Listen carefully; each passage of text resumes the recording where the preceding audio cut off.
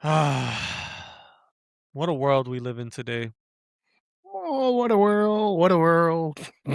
We live in a world where you'll get ridiculed for being a part owner of a football team and going to pay $140 for some woo-ha in a trailer park. We live in a world where you're gonna get ridiculed for paying $140 for some woo-ha in a trailer park, but we praise rappers and A-list actors for dating the same girl, buying the girl the same purses, $100,000 purses, taking them on trips.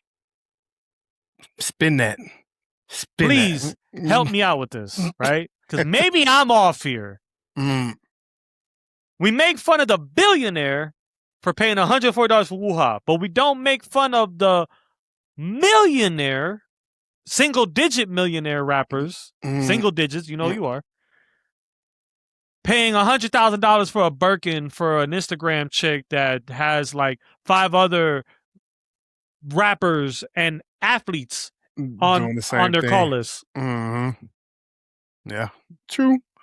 I mean, based off of this discussion, I know what you're talking about, but I mean, when you look at circumstances, he shouldn't be criticized, like you said, by doing the same thing.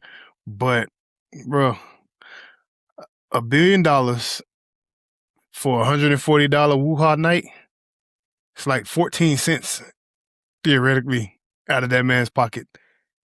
Sound like a steal of a deal to me. It does, but then you got to take into consideration you are a billionaire pulling up to a mobile trailer park. Say it. It's all right. A trailer park. A trailer park. You pulling up to a trailer park as a billionaire. A nasty trailer park. I get it. You got enough money to, man. You treat yourself to something nice. You can afford it. You can afford it. And you should have knew something was wrong when they told you it was 140 for the couple minutes a night, whatever, couple hours, whatever the case may be. You should have the jig should have been up then. So this is the way my mind works, right? My mind is programmed to not trust nobody. The minute I would have pulled up to the address, if I was paying $140 for some woo-ha, the minute I would have pulled up to that address, because of the way my mind works, I'd have been like, there's a feds operation.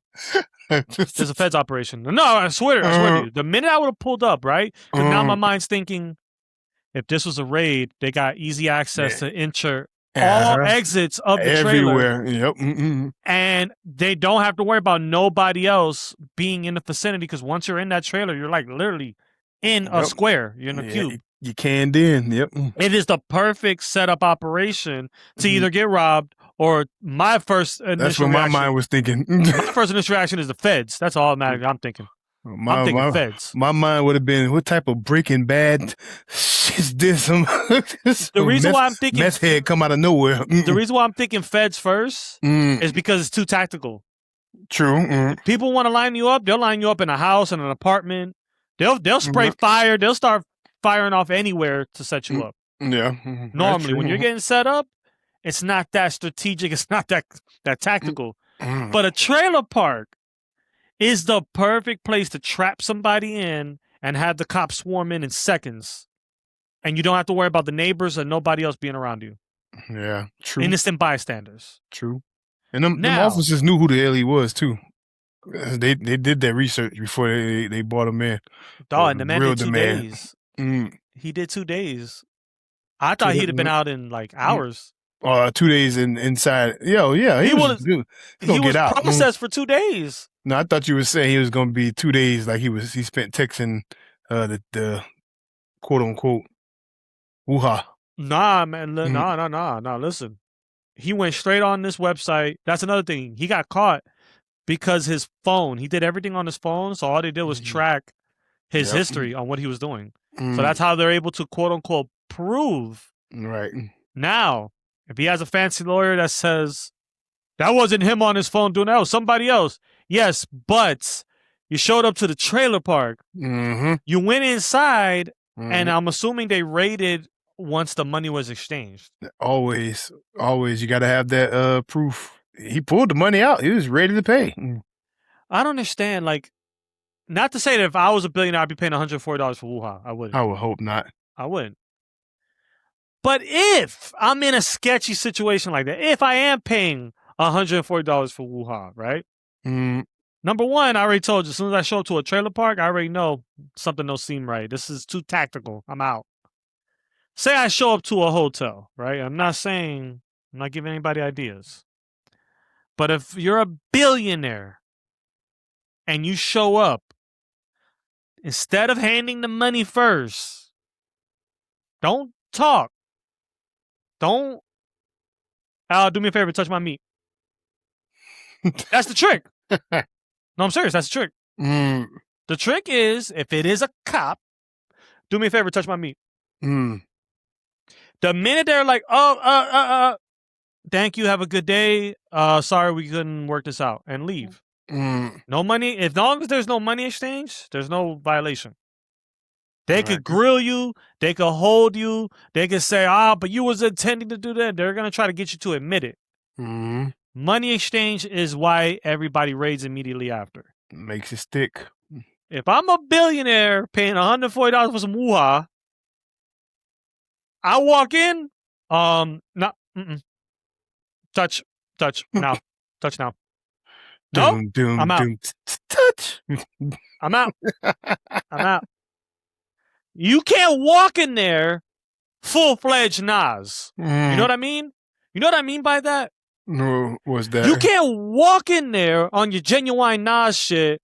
Shawty, say what's your price? No. You just gotta go in there. What's up? What's up? What you gonna do? That's it. True. I don't get how dudes get caught up like this. I don't get how dudes get caught up with the whole like happy ending spots. Another NFL owner. Kraft macaroni and cheese. Boy, let me tell you, Gillette. Gillette. The best a man can get.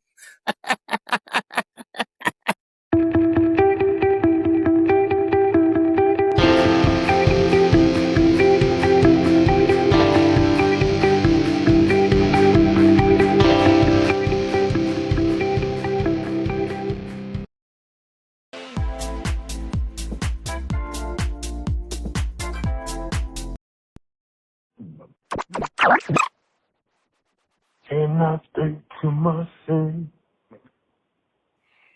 what a wonderful podcast.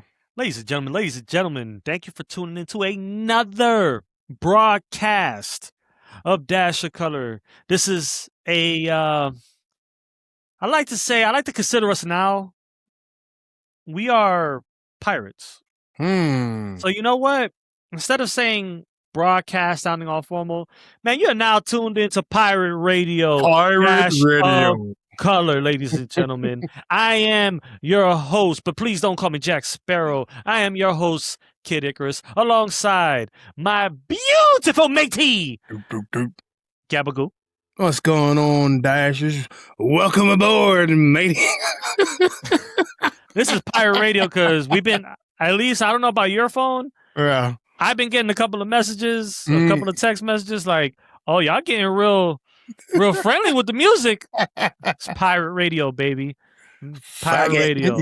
Matter of fact, next on the list, not you, me. Next on the list, I'm going to do the Howard Stern. I'm going to have a girl sit on the speaker. Jesus. And I'm going to go... Motorboat. Dude, thank you for joining me on this newest adventure. Thank you so much.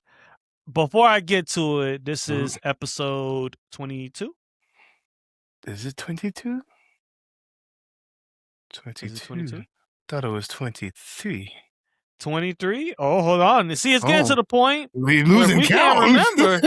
That's a good thing. You know what I'm saying? I got 22. 22. So 20 was the season premiere. Last week was 21. Lucky number 21. 22. I had to look at our 22. cover. That's what I just did. So, 22. Little 22. 22. Little 22. We working our way to 38 special, but right now we just got the little 22. Before we get to it, we're gonna go into the name and everything later of the title of the episode. But how's your week been, man? Been good, man. I got a new position at work. Been pretty busy learning the new ropes and everything. Happy about that. Enjoying the spot.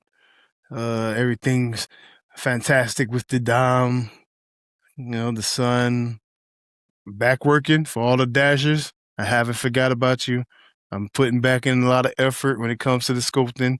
I stopped asking. I've been off, man. I unsubscribed. It's been a lot of change. You unsubscribed? I unsubscribed to Gabba the welder. I unsubscribed. Nah, man, you can't unsubscribe. I'm gonna bring you back. I'm gonna bring you back. Returning. You're that guy that does a reboot 30 years later after the original. No shade there to anybody out there. Hey, man, I'm in a different world, man. So it's my sweet ooey gooey. He's on fire. Yeah, man. That's gonna be the next sound by NBA Jam. He's on fire. But no, man, I'm still at it. I just put it on pause this summer. I had my son, and he's been busy with that. Spending time and then also working, man. Been trying to get a couple of things accomplished, so got to put in a little bit of OT that the job offers. A lot of people ain't fortunate enough to do that, so why not get 2 checks instead of 1? This is true. What about you, man? I'm happy. Something came in today. I'm so happy. Something came in today. Is it personal, or are you gonna share with the people, or? This is gonna sound like an ad. It's really not. Shout outs to Fanatics, man. Oh, they came through for me 2 years in a row now for Halloween Horror Nights. Got so last year, ready. So last year, people don't know, I went to Halloween Horror Nights with Gabba, and I like to go with like a theme, as far as like what I'm gonna wear. And my theme last year was "Are You Afraid of the Dark?" Classic programming from back in the days. Fanatics did a collab with "Are You Afraid of the Dark?" And at the time that I was purchasing "Are You Afraid of the Dark?", I was getting them stupid on sale, like stupid. So I'm assuming they probably came out the season before. Yeah. And they were just trying to offload it. I had got all that "Are You Afraid of the Dark" stuff that you saw me in was like on sale. When it was all said and done, I believe it was a sweater, a fire hoodie, and the sweatpants. All those with the sale came out to like $60. It's a steal. And this man got so many compliments on that sweater. Everybody stopped and felt like a celebrity. I'm like, I'm with a celebrity right now. Hey, where'd you get that? That is nice. And all I kept thinking was, will this get me to the front of the line faster? No? So I went ahead, I doubled back on Fanatics to see, and it just so happened they did it. Everything's divine timing. Yeah. You gotta trust the universe. I went on Fanatics about this past weekend, about Friday, I want to say. I went on Fanatics, and they have a Garbage Pail Kids collab. That is a disturbingly classic to some people. I got T-shirts for $8. So I ended up getting like about 4 T-shirts. So even though we're gonna have like a Dash of Color shirt, a special Halloween edition Dash of Color shirt for the night of. Yeah. If we go into the grocery store, I got a Garbage Pail shirt. Garbage Pail Kid shirt. Going to sleep, I'm gonna sleep in a Garbage Pail Kid shirt. Going during the day to the park, Garbage Pail Kid shirt. I was able to snatch 4 shirts and I'm gonna murder them, and I'm not gonna give you the details of it yet because I want you to see it in person. I ended up getting a hoodie that matches these Jordans that I have not worn yet. They've been in the box collecting dust. Yeah. And I found a hoodie that is a movie theme that goes with it. It's a movie theme hoodie. So it's something that I want to wear on a regular. It's not just for Halloween Horror Nights. But you know me, if we're like indoors somewhere where there's AC, I love to have a hoodie on and some shorts, and I'm Gucci. I love that's my most comfortable. But yeah. So my shout outs to Fanatics. I appreciate them because they gave me a sale. They gave me Garbage Pail Kids, and yeah, it came into. I haven't even taken out the wrap yet. Nah, I just got the email. I said, oh. I went outside, snatched all myself before some porch pirate comes around, and I was happy. I didn't even look at him yet, so I was just very, very happy. But yeah, that was. I know it sounds crazy, right? You told me, job, different spot, girlfriend, hobbies, and I tell you, Garbage Pail Kids t-shirts. I live a sad life. I live a sad life, man. We're into what we're into. We got what we got going on, man. Listen, man. Listen. I've still been on my fitness journey. Yesterday I did an hour and a half after I got off the phone with you. Yeah. I was able to snatch an hour and a half. And like I told you, the way it's built over here, it's mountain. Yeah. So there's a lot of up, down, up, down. I did with the up, down, and the hour and a half, I did 5 miles. That's good. My calves were on fire. Yeah, I'm gonna say that's damn good, man. Bro, it's getting to the point now because I'm getting into doing this at least 4 times a week to pair it with, I don't work out as hard as I used to. Yeah. But I do still do a little bit so that I don't look flabby. I try to stay solid. You know what I'm saying? Try to stay solid. A little muscle going on there. But yeah, now that I did that the hour 30 with the 5 miles and like I said, the terrain is up down. Now it's like, man, can I do it in 1:15? Now after that, will I be able to do it at 1? Right. 5 and 1 with the up down. Like now it's the part where I start to get a little obsessed. Like trying to cut the time. Getting addicted to it, yeah. Yeah, because I'm not just like walking. No, it's more like a power walk. Like it's like I keep one speed. I do it at one pace, and I don't come down from that unless I catch a fucking cramp. I'm not coming down from that pace. Yeah. And it's funny because the neighbors, they're like looking at me like probably like a crazy man. Like, man, all you do is just go around in circles.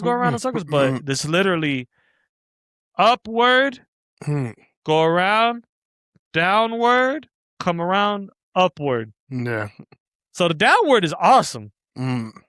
Feels great. Oh, downhill. When you come back around to that upward, boy, my calves. They just they feel it, and you're just like you're trotting up. You're like, let's go. But yeah, so that other than that, that's really been my go-to. Me and you have been talking about a couple of things. Yes, sir. We've been talking about the DashOfColor Twitch channel coming soon. Coming soon to a Twitch user near you. Yeah. Yeah, so I was able to kind of prototype a design for us that we want to use for the Twitch. It's not going to be our normal go-to logo for, the show. Right. It's going to be its own thing with DashOfColor in it. So I sent it to you. Can you tell me in real time, how did you feel about, the prototype design of what our look is going to be on Twitch? You, my boy, are a genius at mixing passion with creativity. And I'll say that interest with creativity. Your inspiration behind the upcoming logo, once it's revealed to the people, I think they'll see the same thing that I see. Dope logo, attention grabbing, detail. One of my favorite designs. You know, I'm into the whole not so clean look with a lot of things. You know, but it's dope, man. It's dope. You did a great job. I appreciate it. Ladies and gentlemen, for those of you out there that want to know, you know, I'll share it with you, you know, give you a little sneak peek. You're gonna share it? Yeah, I'm gonna give them a little sneak No. peek, you know. I'm gonna give them a little sneak peek of No. I'm gonna give them a little sneak peek of what we designed, and this is coming to a Twitch near you. So once I think what are we shooting for? October or November? When does the game come out? November, yeah. Mhm. So in November, ladies and gentlemen, countdown. November, the Twitch channel's going up, and our friendly logo-esque, you could say, our look for Twitch is gonna look a little something like this.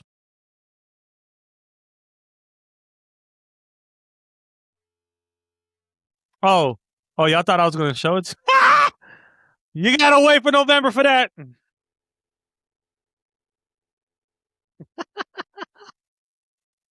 Nah, sorry, nah. Did I make you nervous for a second?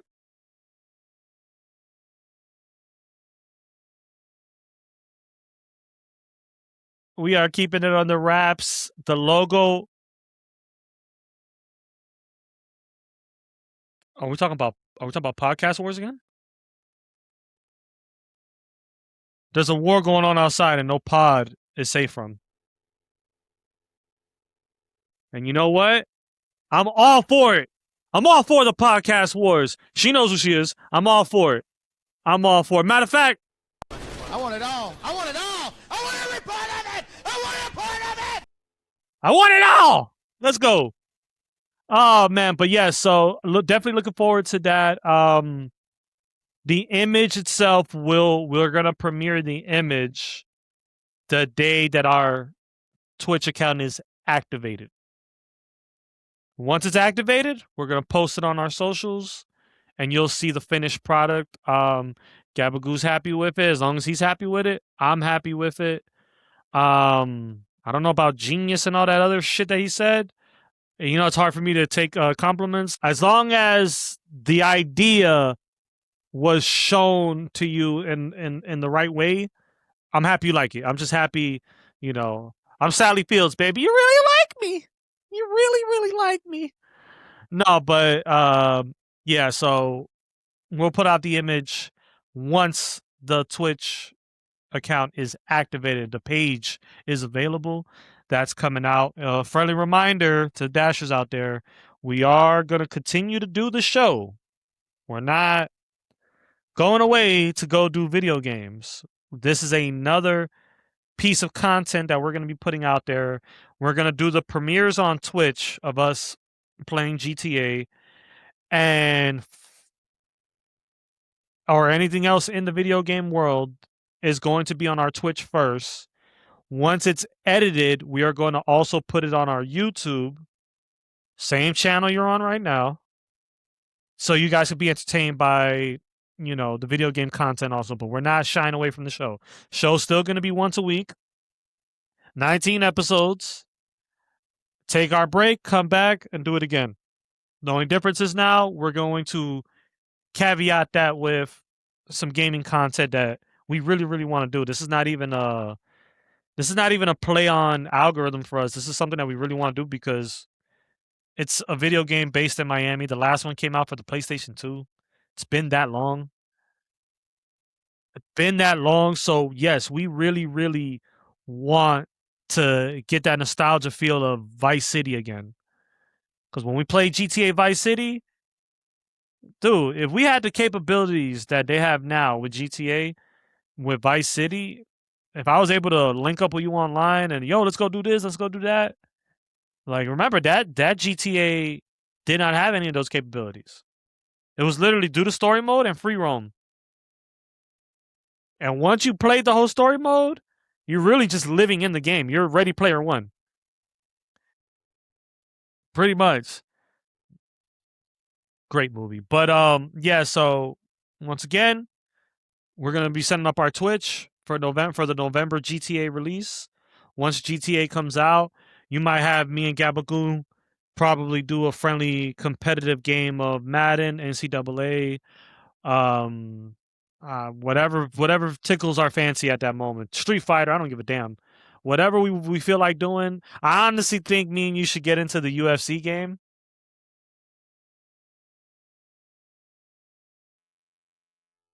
It's fun to learn, but there's levels to it. So like if you got to go online and play people that really do like really play this game, man, they hitting you with the grappling, they hitting you with the choke outs, like stuff that you have to know all the stuff aside from just striking. It's not like playing Fight Night. Remember Fight Night? It's like it's dude, I couldn't even tell you if there was a what name brand boxing game there is out there. I don't know. I don't think there is one.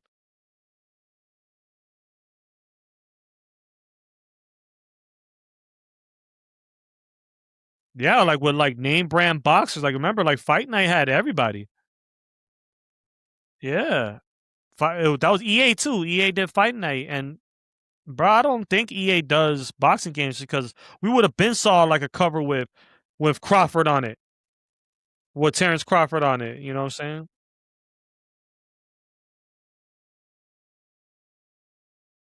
I don't know. I know that the UFC game has a tremendous following. This is UFC 6. When UFC 5 was out, brother, and those games don't come out every year, too. That's how good those games are. All they do is they probably update the roster a little bit, kind of like what you do with Madden throughout the year.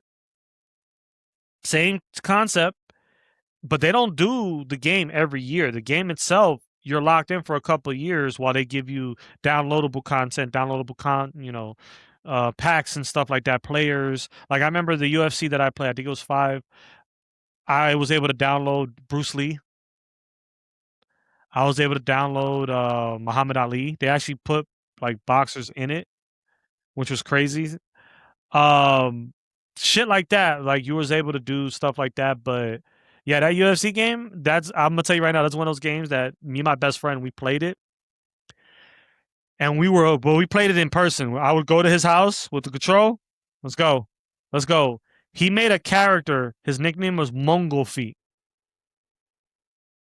He kept the player completely barefooted. He gave him dreads.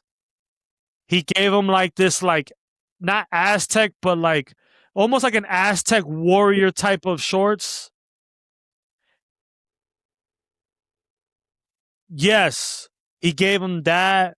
So I have my character. My character was just Rick. That's it. My character was just Rick. His was actually Mongol Feet. And bro, we would go at it for hours on that game. And then it got to the point where his daughter would watch us and just be entertained watching us, laughing at us. Because we're also selling out to each other while we're playing. While we're beating the hell out of each other, we're also selling out.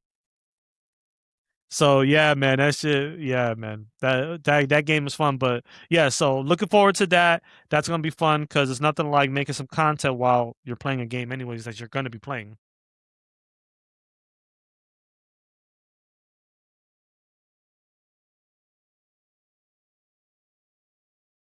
This is how I know you cannot stop me in Madden or NCAA. You can't.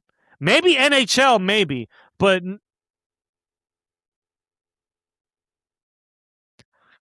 bro, I will smoke. You trash talked me last year. After that, when we kept talking about, you were like, "Oh, I know I could have beat you. I know it." Bro, you almost had me? Let me tell you something. It don't even matter if you win by an inch or a mile. Okay? Winning is winning. Okay? And if I had to break it down like Fast and Furious, watching the way you play, pump faking when you're not supposed to, calling a run play when you really should be passing, you almost had me?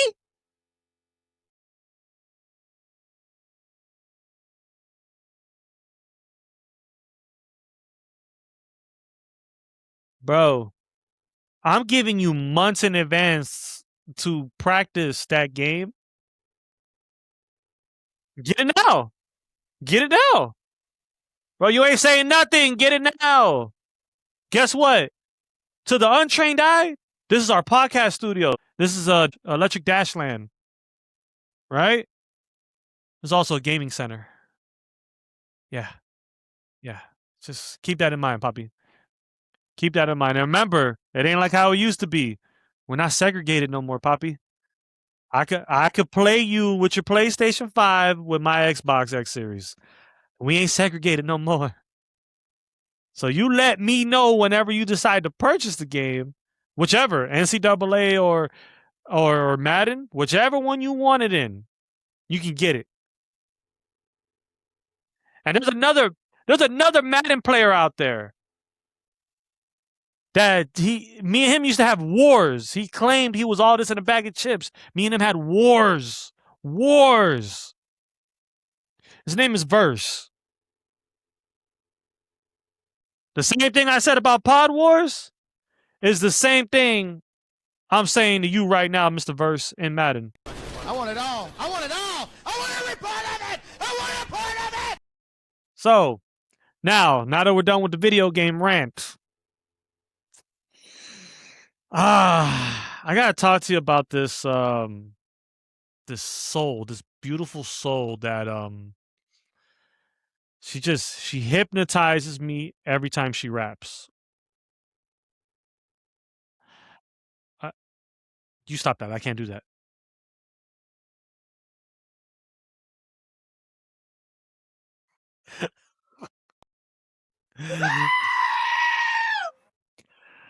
So there is this beautiful, beautiful soul. First name Marlena. If you know, you know. Beautiful, beautiful soul. Her name is Rhapsody.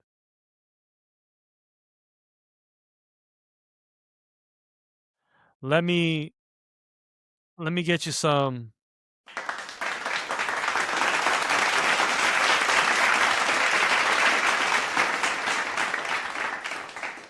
So, I'm gonna start by saying, if you notice, I just have her picture up. I just want to start off by saying thank you so much, because she inspired me to name the title of this episode, the title of this pirate radio broadcast, Greatest Debate. Greatest Debate is a play on her line from her previous album prior to her latest that we're going to get to. Sorry for those of you out there if I sound a little too vulgar, but her infamous line was, "If I had a dick, I'll be in the Greatest Debate." The song is Asteroids, and the album is Don't Cry, right? And I'm telling you right now, when it's all said and done, she's most likely going to make my top 5 ever. Ever. I'm not talking about female rapper. I'm talking right now, she is the greatest female rapper of minds of all time. The greatest. The greatest. It's not fair. It's not even fair. It's not fair how talented she is, how lyrical she is, and she ain't got to sell ass to do it. Which she talks about on her latest. But she said, if that's what's good, if that's what's getting you where you got to get to, I'm all for it. She said it. But that's just not what she does. When you listen to an artist like Rhapsody, and I'm starting off like this because it's important that she gets all the flowers, like you said. I want to talk about her the same way we would praise a male rapper.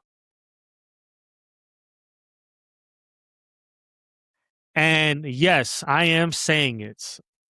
Call it a hot take, call it whatever you want. Hell, Call it a damn conspiracy.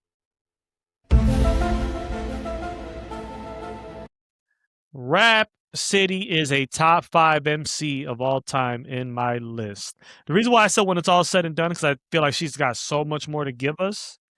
But if I had to base it on my 4 or 5 favorite projects from her, which is 4 or 5, that's up there. Let's see. Layla's Wisdom is a classic to me. Please Don't Cry is a classic to me.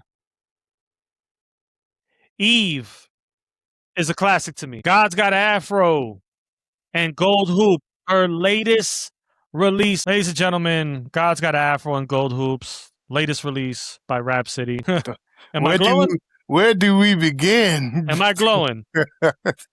Like the sun, what she also said in one of her previous tracks, shining on like the sun of all you Icaruses. On all your Icaruses, she shouted me out. Just so you know, on Asteroids, she shouted me out. Just know that. Now, if I was to meet her in person, she might not know she shouted me out. But just know, when you hear Asteroids, she shouted me out, ladies and gentlemen. So, God's Got an Afro and Gold Hoops, absolute banger. Now, beautiful, beautiful album. What I want to get into, before we dissect lyrics, before we go into songs, can I ask you a question? Go for it. Because, you know, we're doing that new back and forth. We got to feed off each other. We are Red Man and Method Man. Okay? Buster. Oh, I wish I had a donkey of the day. Ooh. Well, I knew it was from same time frame. I'm in silence. Man. All right. This man said, woo-ha. No, the problem is you think about that woo-ha we were talking about earlier. That's the problem. Probably. All right. Before we get into all the nicks and crannies, I'm going to have one simple question for you. Ready? Ready. What did you think about the production on this album? The Sonics. Top tier, platinum status album based off of Sonics alone. It is every track. We got a lot to say about this one, but just off of Sonics alone, I think every track, except for the Peace God, because it wasn't necessarily a track, more just an introduction. Yeah. Broadcast, which I love that as well, but every track I was in heaven. I was in heaven. I'm gonna go to the credits in real time. Let's see. Go here. And I want to look for this in real time with you, just to show you like a Easter egg, you can say, right? So you see right here where it says produced by Mr. Porter. Mr. Porter is pretty much the collaborator on this album. He's the go-to producer on this album. Yeah. Okay. Now, the reason why that name is important, why I'm even bringing that up to you, why I'm giving you a random Jeopardy fact, is because Mr. Porter came up under Dr. Dre. He's part of that era of me being a nerd where when I used to buy CDs, I break open the booklet. Mr. Porter did a lot of work for Dr. Dre. He was like an understudy of Dr. Dre. Yeah. Mr. Porter, for the time, him and there was a guy named Khalil. Khalil. At one point, when Mr. Porter and Khalil were working with Dr. Dre, they were able to absolutely put together amazing sonics with drum patterns. That's when Dr. Dre had a very distinct drum sound. Yeah. Where he used to knock. And I feel like Mr. Porter being on this project, it highlights that to me. It highlights the project to being sonically just, if you just went off of the instrumental of this album, you wouldn't be bored. Yeah. You'd be taken to a zone where not only, you know how I feel about producers doing one entire album or majority of an album, I love when everything sounds together, when it sounds connected, everything, it just sounds right. Yeah. Not to say that every beat sounds the same, but it just sounds like it's supposed to be together. Yeah, track order and everything was perfect. Man, listen, Mr. Porter, before we even get to rap, Mr. Porter, hands down, I got to give you your flowers because I absolutely think you did a phenomenal job on this album. This album, top to bottom, everything that you played, that you kind of played around with was absolutely amazing. Not only that, I also have to mention Mr. Porter. I'm looking it up right now. Mr. Porter did a lot of work with Eminem. Like I said, so you can, he is credited on so many classics, you wouldn't even have thought about it twice, if that makes any sense. So when you think about Mr. Porter, you think about Multiply from Exhibit, you think about Stunt 101 G Unit, PIMP 50 Cent. These are all songs that he's credited on working on. Yeah. These are all, he was an understudy, and I absolutely love what he's become as just a solo producer. I think he was the perfect pairing for Rhapsody. So before I give Rhapsody all the flowers, Mr. Porter, your time at Aftermath, Shady Aftermath, G Unit, being under that umbrella, I love that you're in your own space now. You're in your own zone. I love the fact that you were the go-to for this album. Right. Love it. I absolutely love it. So my hat's off. There, I did it. My hat's off to Mr. Porter and the sound that he was able to put together with Rhapsody. Love it. Love it. Now, I'm going to shoot it back to you. As far as, because, hip hop's a man sport, right? You know that. Hip hop's a man sport, right? Is it? Hip hop's a man sport. And after this album, I'm questioning a lot. Well, hip hop's a man sport, and when we talk about female rappers, we talk about ass shaking because they can't do nothing else, right? Just put on something skanky. Yeah, shake that ass and talk a little shit. Spin that shit. Spin it. So, from a male's perspective on a man sport of hip hop, I need to ask you what these bars hitting like. What are these bars hitting for? What are we doing? 25 to life. That's what they hitting like. Man, shut your mouth. She is not only above and beyond when it comes to the female artists. She's passed a lot of not yet. Don't do it to me. Not yet. I got something for you, right? I got something for you, but just that is one of the. Oh, don't do it to me. But no. Just hey, slow down, son. You're killing them. Go ahead. 25 to life, man. The bars are on point. She's better than damn near every Gen Z rapper that I could think of. Don't really listen to them. I'm going backwards. Okay, how about this? How about this? Because we got to have at least one shot a day. One shot an episode. Compare her bars. I want to think about a guy who that if he takes a picture next to a woman, he probably sees two bad bitches. Compare the bars. You like that, huh? I was hoping to get that rise out of you.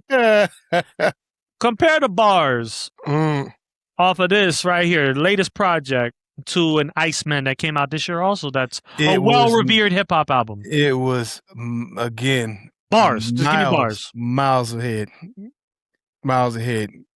Fucking, what was his, Manish on the beat, Shebang? The nursery rhymes that he dropped on that track? Well, all of his ops, they did. Why did he gas him up? It's going to go to his head. That's a bar. That's a bar for that fella. Yo, That he was fella. killing him. He was killing him. He was killed. This is the same guy that got shot at by like 20 different people and was like, what did I miss? What did I miss? What'd you miss? You missed these bars. That's what you Brother, missed. you been sleeping, huh? Stupid, man. No, but so if we had to rate the bars on this album, what are we giving Comparing the bars on or just in general? In general, because I feel like it's unfair because I honestly You can't think compare. in 2026, Drake would not win a battle against Rhapsody. I think Rhapsody would absolutely rip his head off. She would demolish I that think book. Rhapsody would give J. Cole a problem and Kendrick a problem. I agree. Me. I agree. That's what I think. I agree. So please go ahead. What do you think about the bars, just in general? If you were a hip hop listener, and you're not, you got nothing to compare it to. If you're just listening to it, I'm gonna give for this particular album, and there's a more personal approach. So it might be a little biased to some people, but a 10. I gotta give her a 10. A fucking 10. A 10. ladies and gentlemen, if you didn't hear him, if you didn't hear what the hell he just said, this man said, I give it a 10. A 10. A fucking 10. and for all you other rappers out there that think you can rap, I'm sorry, bro. If you're not rapping at this level, rap. I'm talking about in the sport itself. I understand that there's people out there that like to make commercial music. I understand. But if you quote unquote say that you're that dude, you're that rapper, you're that MC, I expect this level of bars. If you're not touching this, you have no reason to speak. Because to me, she's in a class of the J. Cole's, the Kendricks. The only reason why they don't talk about her is because she ain't got a dick. That's the reason. But for those of you out there that believe you are God MCs, that believe you're all that, and you just feel like, what was it that was said? The pen ain't dry? Throw a shot at Rhapsody. I dare you. I bet you'd be embarrassed what's going to happen. Yeah, man. I bet you get embarrassed. Because I'm telling you right now, any rapper out there, let's use our boy for example. I know we got to keep going to him, but he's just the butt of my jokes always. Mark, you know, the owl fella. If the owl fella couldn't handle Pusha T and got annihilated by Kendrick, what do you think Rhapsody could do to you? Because if you're just judging it from the cover, if she's a woman, you're probably like, yo, they probably think I'm gassing. They probably think I'm trying to get viral. No, listen to her projects. Listen to the projects. Listen to all of them. And you tell me what male rappers can she go against bar for bar?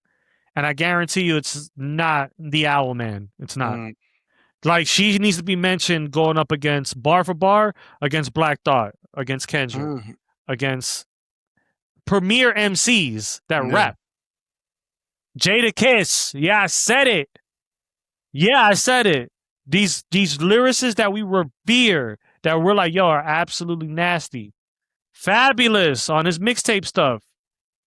Bar for bar. Yes. Rhapsody's in that class. Stop it. Let's stop. Let's stop closing the door, you know, only letting the female rappers in that's showing ass, that can't rap for nothing. Yeah. No, man. We live in a world where you have a Cardi B that can rap her ass off and still be, you know, raunchy. And we got a female rapper in Rhapsody that will absolutely annihilate whoever on a microphone without having to show any ass. I like that. I like that we have the option. Because I can listen to Cardi B. Probably can't recite some of the lyrics because, you know, it's kind of, you know. But Rhapsody, man, bro, she's amazing. She's amazing. The bar work on this album, I didn't expect nothing less coming off of the Please Don't Cry. Now, I got to ask you the $1 million question, Gabba. What's that? Well, I feel like we should be like advertising for her a little bit, right? Because we're big fans, right?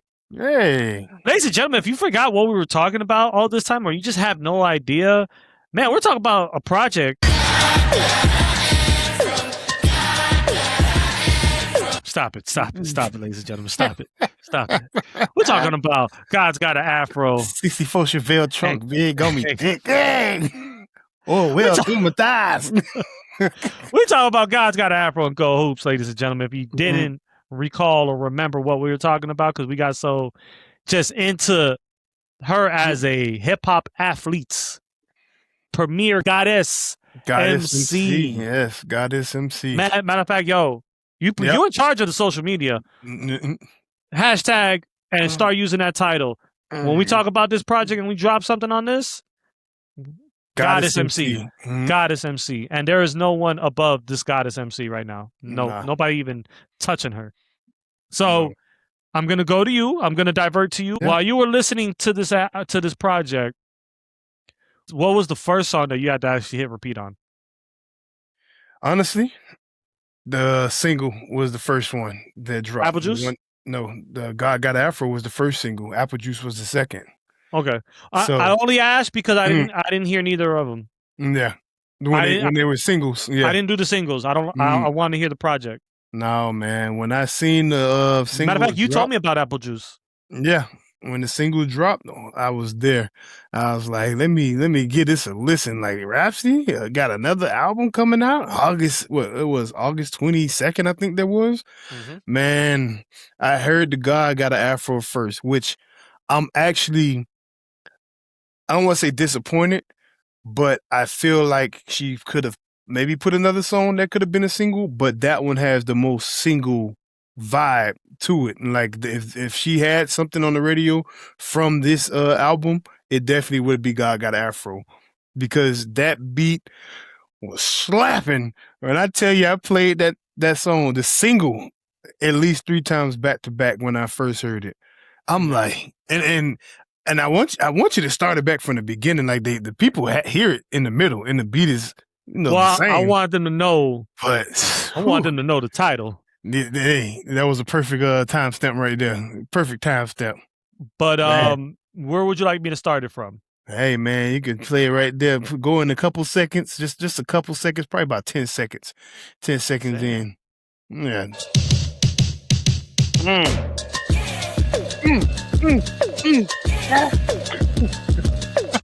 Stop. Listen. Stop. Hey, that was man. Yeah, perfect mark.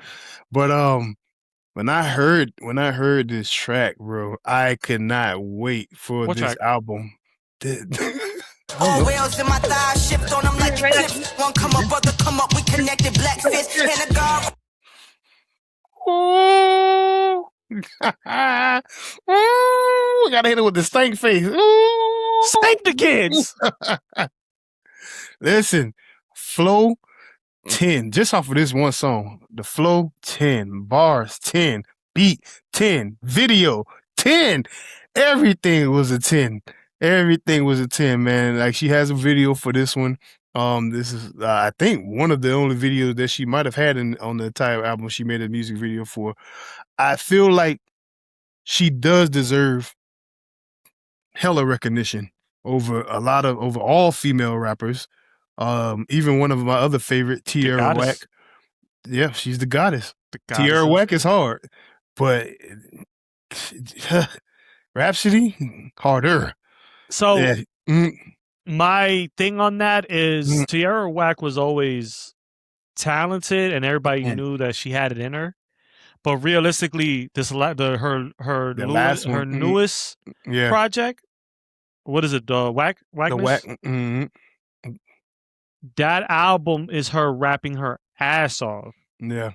But she didn't have albums like that before. She was literally flowing on conductor beats. Yeah. With Rhapsody, you've been getting this. You've been getting her rapping her ass off. So that's why I give her the edge on, if you want to make comparisons, if you want to do I give her the edge over Tierra Whack. I give her the edge over Cardi. I give her the edge over Doechii. Sexy Red. I'm talking about honorable mentions. That's an unhonorable mention. You ain't get no honor from me.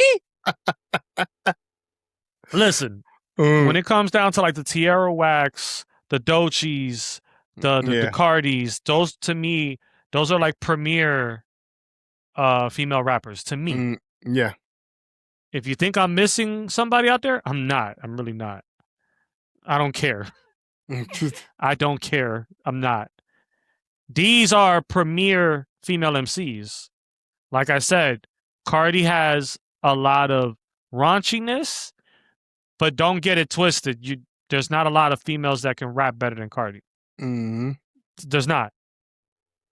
Like, that's the thing that people get confused. Doechii, she'll rap, but she's also very commercial friendly too. She is Missy Elliott on steroids.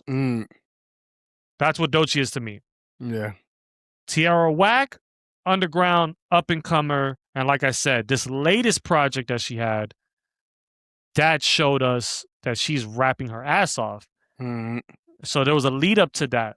But the one that's been doing this since day one, that's been absolutely putting in the work, rapping her ass off, and like you said, you love the music videos. She's intentional. Every time she comes out with a project, it is done intentionally to look like a movie / soundtrack to go to the movie. She's very intentional how she comes out. Look at her album covers. Look at the photo I showed you earlier. She is very, very much, when she has a project, she is 100% behind it, and there's a meaning behind it, and she absolutely murders. Rhapsody is the goddess MC, and she is a top 5 MC, whether with or without a dick. She is a top 5 MC of all time for me. And I'm not trying to go viral. I swear to you right now, she is that nasty. She is that. If I'm talking about my top 5s are absolute lyrical monsters. I don't give top 5s to just mainstream big sellers. Yeah. I give them to lyrical monsters, okay? Remember, on my top 5, I got Big in there. I got Nas in there. I got Jay in there. I got Cube in there. Guess what that number 5 slot goes to? Rhapsody. Yeah, the Rhapsody. And I don't care. I don't care. I don't care what people going to say. I don't care if you think I'm trolling. I don't care about none of that shit. Hey, man, the proof is in the pudding, man. Listen to the album. And you'll see why she belongs in the top 5. And just know that if you don't like what I'm saying, or if you think I'm capping, or if you think I'm trying to go viral or something, man, we go to war over this, man. Podcast wars. I want it all. I want it all. I want every part of it. I want every part of it. I think she is an absolute deadly MC that men will absolutely be embarrassed to go against because she's that dirty. I'm just telling you right now. So listen, going off of that. So the first single was Gotta Afro. You loved it. I didn't do the singles because when I listen to Rhapsody, I got to listen to the entire project. For me, if I hear a single, it's incomplete to me.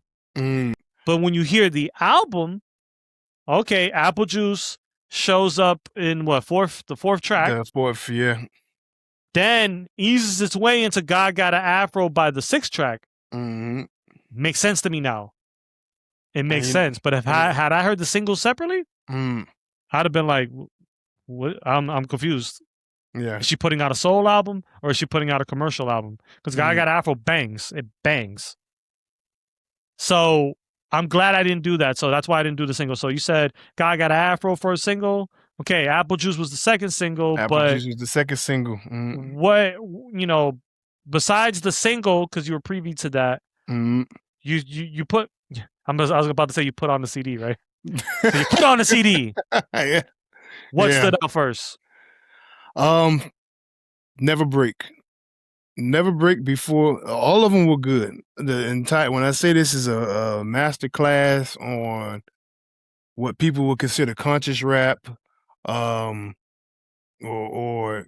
just lyrical bars. Like, this is a master class on what a rapper, male or female, should sound like. Again, everybody got their own, lane, and there's something for everybody. Some people don't like lyrics. Some people just appreciate the sonics. They don't, could care less about the lyrics. Some people want more lyrics and care less about the sonics. This album is completely dope. I love Never Break. Never Break was, yes. Never Break was Don't one take of my... root where love don't live, you beautiful being. Two-door beings, only room for me and God to get in. I've been in. That was definitely a repeat. That was definitely a repeat. Slow down. Don't. We can't do it to him like that. We Break can't. away. We can't. Ego size, trauma, unprogramming, whatever you want to call it. I'm out of my mind and time. Thank you, God. My 30s. Whoa. Wait. That's just the build-up, man. That's just the build-up, man. Lemonade out the lemons I made sorbet. Digested the code to understand the lessons it held. The X's and O's had no tack time ticking. I told. Had no time ticking. Toe, tick, tack, toe, X's and O's. God.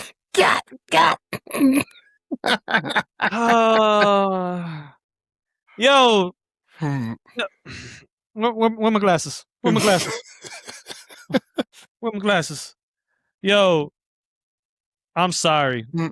I'm so sorry, but normally we don't do this much. What you need to work on, face down, ass up, just like what they like to twerk on. I get what you need to work on. Oh man. Listen. Face down, ass up. Listen, I'm picking up what you're putting down. So I will see your Never Break. Hold on. There's another reason why that was one of my favorites. Oh, go ahead. But it's one of them. I have about 5 favorites on them. But yeah, but I want to bounce off of each other. No, wait, damn, man. Just when I thought I quit. Just when I thought I was going to be undefeated today. What are you bouncing off of? Pause! Yo, that's crazy, bro. Yo. I quit the show, man. Yeah, you deserve all that. You deserve all that. Just when I thought I was going to be undefeated today.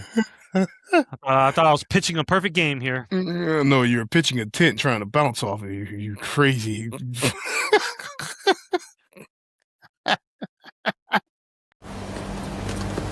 You got to tell your boy to watch the bass in his voice when he speaks to me. All right, so go ahead. Never Breaks. I want you to. I don't want to get flagged, but at the same time, I don't care. Listen, Never Break transitions into Gotta Afro so fucking beautifully. It's towards that end. It's probably a little bit further back, but you have to play at least a good 15 seconds before you can really get 15 seconds? Yeah, that's what I'm saying, man. To get the real... Oh, you want the Blondie Jazz to come knocking. The essence of that beat, for one. That you beat, want but transitioning into Gotta Afro. That's good right there. That's perfect spot. Okay. The tape, it's like she puts in a tape. Wait. Yeah, back it up just a little bit. Pause. Ladies and gentlemen, it went too far. Went too far again. Well, damn. Nah, that's actually perfect, man.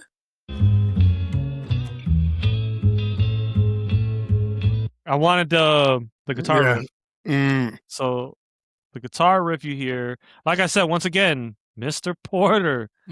I gave you your flowers in the beginning. Mr. Porter, former understudy of Interscope Shady Aftermath G Unit. Aftermath.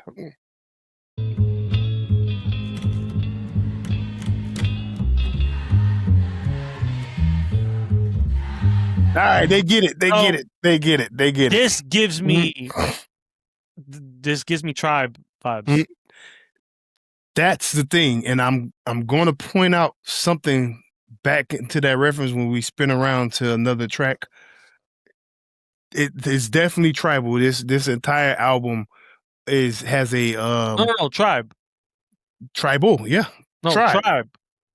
Conquest. Like Quest, yeah. A tribe. Yeah. I thought you meant tribal, like nobody calls them tribal.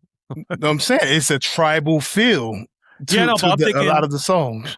Yeah, the reason why I said it's very Tribe-esque, like Tribe Called Quest. Oh, you were saying like that. Yeah, the reason why I was saying that transition is because they have songs. Tribe Called Quest has songs where they play around with that bass. Yeah. And then it kind of bleeds a little bit, and then the beat drops. Then the drums drop. And this was similar to that. The only difference is you replace the drums with the children in the background chanting. But it's the same thing. That same bass sound, that same exact bass sound, you'll hear that in Tribe Called Quest. That's why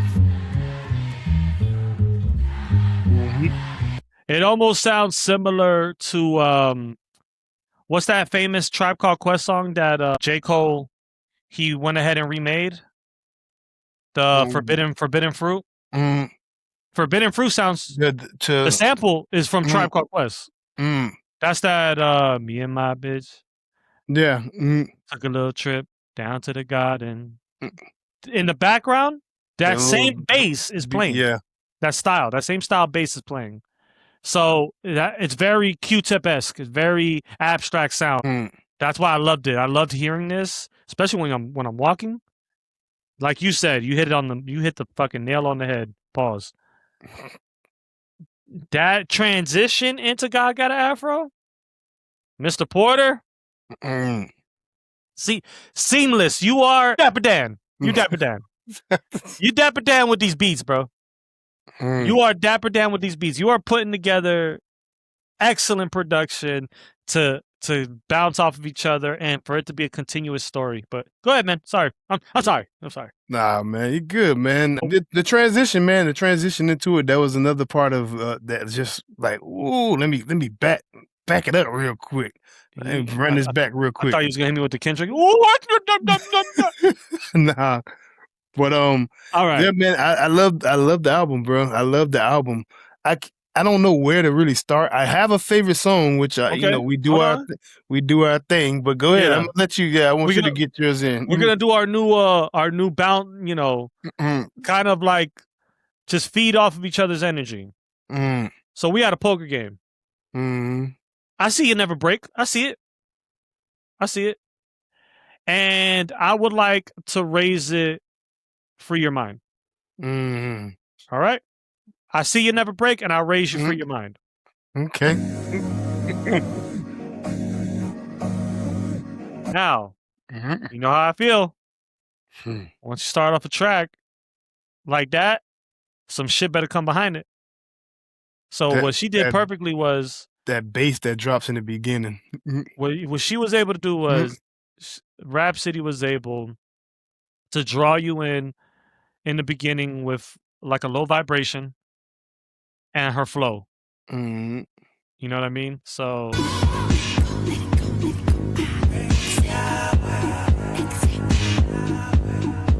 once again, Mr. Porter absolutely is annihilating.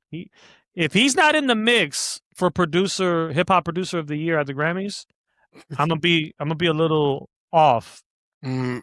Because, like I said, the perfect pairing on this album is that production that he drops along with her flow. The right teams and be victors. I am unconquerable, the minister, honorable. Open my palm, receive blessings. I gotta do that. Ladies and gentlemen, I don't want the Blondie dreads, especially this type of album, to get them absolutely mad at me. I don't need the Blondie dreads coming down on me, but faith look different when God cross you. Yeah. I think too much. I should spend more time just feeling this is one of my favorite tracks on the album because it's a tone setter. It's an absolute tone setter. It definitely is. That was a great way to transition from that beginning broadcast of Peace God, where they're giving the instructions and what you hear throughout the album. Yeah, definitely. So, this album, like I said, I can't say enough about this album, but I raise you, for your mind, and I hit you a little. I was built for it, can't think too much, creating joy for me. I say. Now, listen, do you call or do you raise? I'm going to raise you, but I want to ask a question. Now, when I listen to this track, it's at the very beginning. I wouldn't say throughout the song because it takes on its own sound. Yeah. But in the beginning of the track, when the beat does start, that doom doom doom doom doom, and the beat drops, because in the beginning it has that beat, that build up, and then the bass drops for the song. That right there. That. And then and it dropped. Now, stop right there. getting good at this. We're getting good at this. Stop right there. Now, I got a specific artist when I first heard this track that I felt like could have actually produced this sound. Do you have any idea who I'm thinking about? Based off of that beginning part, and then that drop into that doom, doom, and then the voice, the background vocals with the data. There's another artist that produces music. He's an artist and producer, and he has a few tracks that sound similar to me. That sound similar to that. Kanye West. Kanye West. That's what I got when I first heard it. I'm sounding like it sounds like something that Kanye would have done. By far, he wasn't gonna have those bars, but production wise, that's the thing, bro. When you ask me about producer or artist or whatever, hot take. I don't think of Kanye because he has a team. He has true. A team of writers for the rapping, for the lyrics, and he has a team of producers. Hit Boy was one of his producers. Yeah, his understudies. Bink is an understudy. So many people, like I told you that the man's Mr. Potato Head. I told you. So yeah, I'm sorry, I'm off on that. Now, when you tell it to me like that, okay, I can see the thing, but if you're asking me who am I thinking of immediately, I'm never going to go to him first because of the team that's required of him. Same thing with Mr. Porter. Mr. Porter put this together, right? Mr. Porter was part of a team at first. That's another thing, like Dr. Dre, he does similar production that Kanye does now where he's done it for a long time. He requires a team to come in. Yes, if I'm not breaking any news here, Dr. Dre, even back to his 90s work, required a team. Yeah. If you think those Death Row records were all him, no. Sadly DJ mistaken. Quick helped. Daz Dillinger helped. Warren G, believe it or not, produced too. Hell of a producer. It was a goulash, a team to give it a sound. So, same thing with Kanye. That's why, but once again, Mr. Porter. Mr. Porter, man. But speaking of Mr. Porter, what's Mr. Porter's first name? Mr. No. No.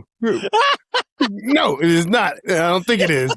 I'm sure when I seen the credits and it said Porter, his name was Denon. Idiot. Stupid, man. I can't breathe. This man's class act, man. Yeah, the class act. Lord. It was just your reaction. No. Hey, what's Mr. Porter's first name? Mr. No. All right, my bad. When I'm you sorry, look man. at I'm it, goofy. though, I'm goofy today. Go ahead. Is his name? His name is Denon. Is it? Do a little fact check for me, real quick. Oh, okay. You want me to look it up? Look at the credits again. Let me see. I'm thinking you're about to tell me something. That's why I was like waiting. Hold on. Let me pull up his info. Because I wanna raise your free your mind to another song that could also be a single. So and it's featuring a person by the name of Denon. Matter of fact, let me help you out. I think I can get to it faster. Something pops up as Denon Porter rapper. Now, no, that's D12. Oh, okay. Oh wait, holy! Huh?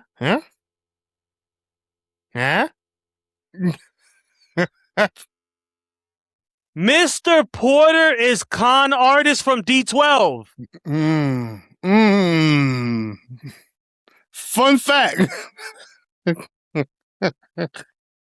Dog, this whole time, I had no idea. I just remember what I told you. I read the booklet. Yeah. I don't know what he looks like. I just see Mr. Porter on Dr. Dre beats, on a bunch of stuff. It's con artist from D12. Shout out to Oh, Detroit. is that what you were trying to get me at or something? That too, but it also goes into a song as well, Oh, wow. featuring Mr. Denon. Yo. Wow. Mr. Porter is con artist from D12. Holy shit. So I raise you. I feel like such a casual now. Oh my God. I learned this shit in real time. Okay. Hey, Abandon listen. me. Whatever you're raising, too rich for my blood because you got me. You got me with this one. I ain't got nothing to come back after this one for you. Abandon me. You abandon me. Oh, that's a beautiful sample. That is such a beautiful. You know what, man? Once again, start off like that. Something sounds haunting, daunting, little. In somebody's story, you bad, man. Trying to find that sample for you. I did what I did because you did what you did. We is where we is because you did what you did. And there ain't no going back, only forward movements. Ain't no going back, it's only forward movements. I ain't gonna lie to you, I'm not gonna tell you on air why this song, like... Yeah. I think you could pick up what I'm putting down. Pick up what you're putting down, man. Yeah, that song. I got one that's similar to that. It hurt a little bit. My heart remembers every blow. I'm in the life of some But yes, sir, you were saying? Yeah, man. So I raise you. Now call, motherfucker. No, or fold rather. But Abandon Me. That was another one of my favorites, featuring Mr. Denon. That sample was beautiful. I picked up what you're putting down, and I picked up that same kind of thing, but there's one that tops that, which is my number one top song on the album, which I'm going to give you a chance, and I think that you'll be able to pick this one up and get this one. You'll finally win one. I'm not. I think so. I'm not. Okay, so we'll go from here. I got two that I'll think off the top of my head. Two. I'm pretty sure that, okay. Got Afro out of the way. Never Break. We got that one out the way. Abandon Me. We got that one out the way. Love that one. I'm gonna skip the fourth one, but my top first song from my favorite track.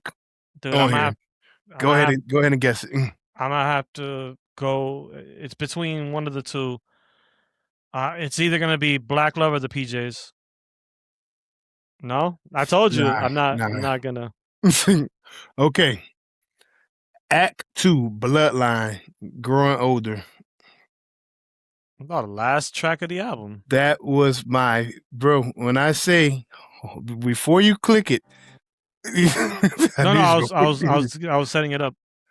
That is it is a 2-part song. So it starts off one way where she is basically, I don't want to say writing a love letter to her mother, but it's kind of like she's speaking to her mom or speaking about her mom at the same sense. It's like a mix-in kind of thing. Yeah. But it's also based around her parents in general. Yeah, it's realizing that they're old. Realizing that they're old. And I think that a lot of us can relate. I know I definitely can relate. That's why she says, like, you gonna say like when she went inside her mom's house, it smells like grandma's house. Smell that, yeah. I think everybody, and it's just like consciously, like you always know that like older people have, most older people, not all, have like this certain kind of smell inside their home, and when you walk in, and it's not from really lack of cleaning, it's just a natural kind of smell from, their genetics and body changing or whatever the case may be. It's just a certain smell that, an old person lives here. Yeah. And when this track came on, bro, like I wanted to shed tears after the first time of listening. This was another one that I had to run back. And the sound got you in your feels? Yeah, man. And this is why when you said which When was one the is last time first Drake one? did that for you?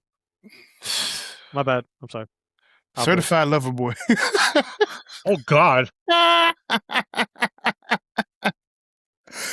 No, man. No, when I heard that one, when you said what was the first one to hit and then run it back, it had to be Gotta Afro. But as I listened to the album in order, Never Break was one of the first ones where I definitely had to run it back. But when I got to this last track, oh man, like it is so fucking like poetic. Like her style on this part in general, but in this particular song is so poetic.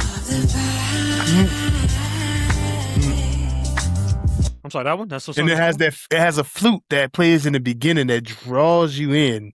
And that little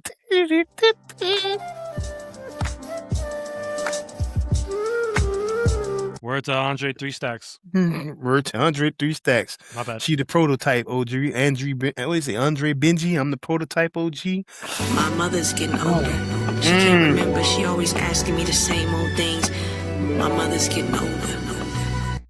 Nah, chef's kiss. Chef kiss. Give her all the flowers. Give her all the flowers. My mom was like the best mom in the world. Like, Don't think as deep as we once thought. Oh, go back. Run it back. Run it back. Run it back. Run it back.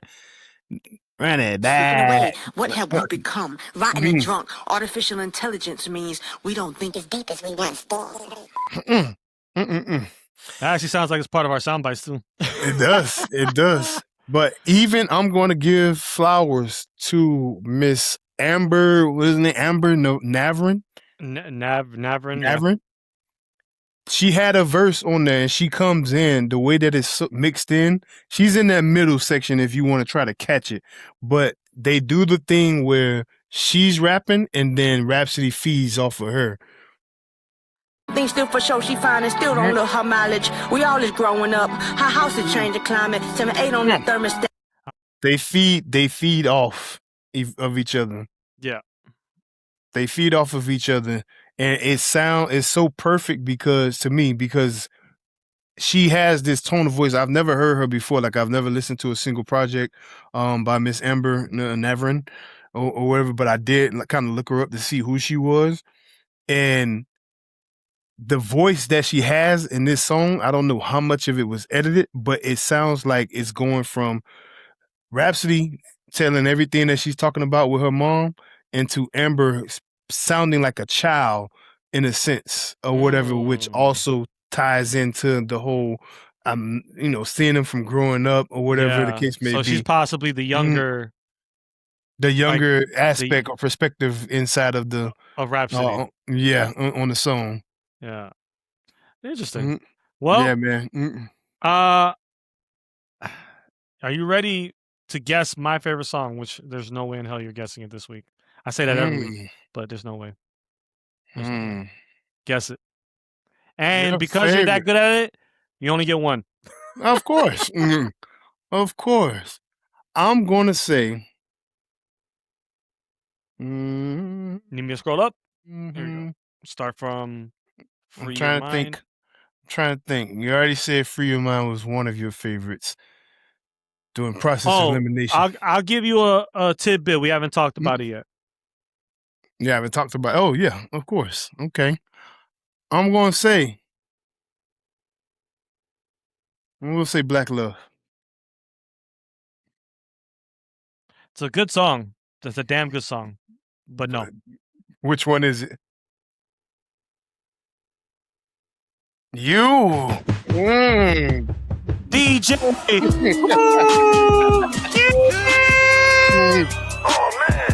Sorry. Listen. This brings me back to my ignorant days. Okay. This brings me back to popping in a G-Unit mixtape and hearing that DJ and the beat dropping once again, Mr. Porter, now aka Con Artist. Hey, this is my favorite song. This is the song that I have repeated the most.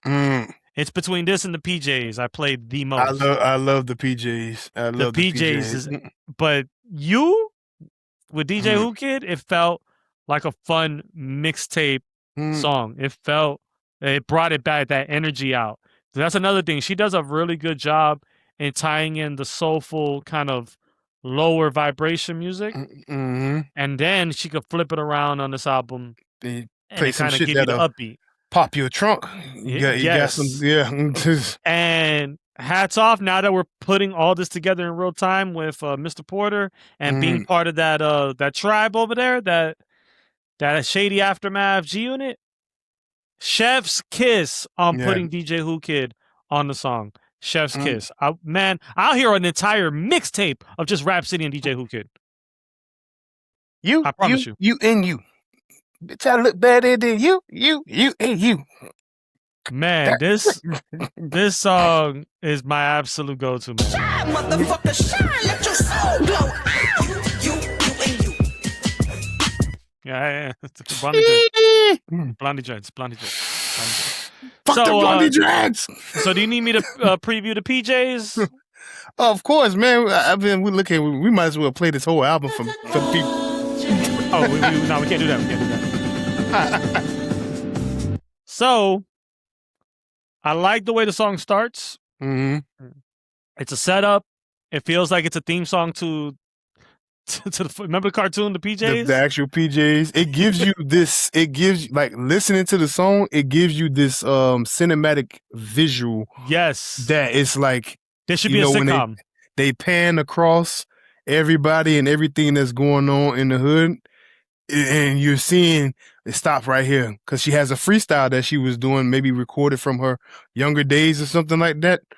It's probably up there in that like 40-second area. This should be like, just that beginning should be the theme song to a sitcom. That's how it should start. Or an animated cartoon about the damn PJs, like the PJs.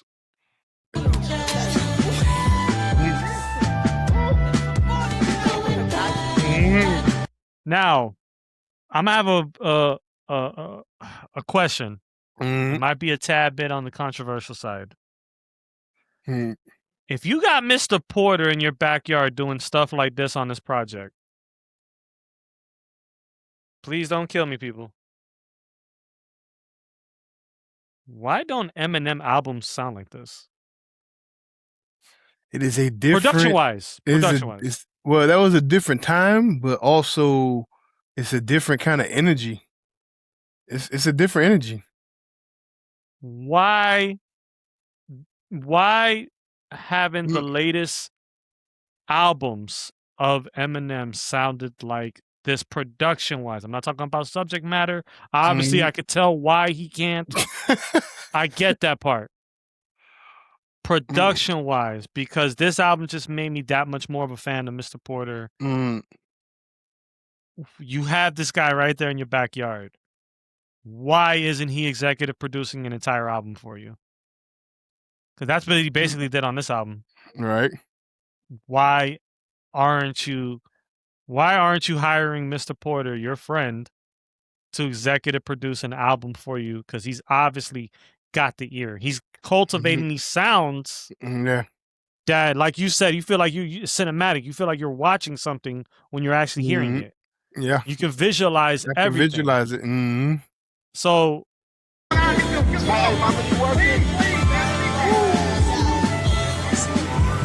the instrumentation, the flute in the background, the drum patterns, the vocals from like the people that's supposed to be inside of the PJs of what's going on. Yes.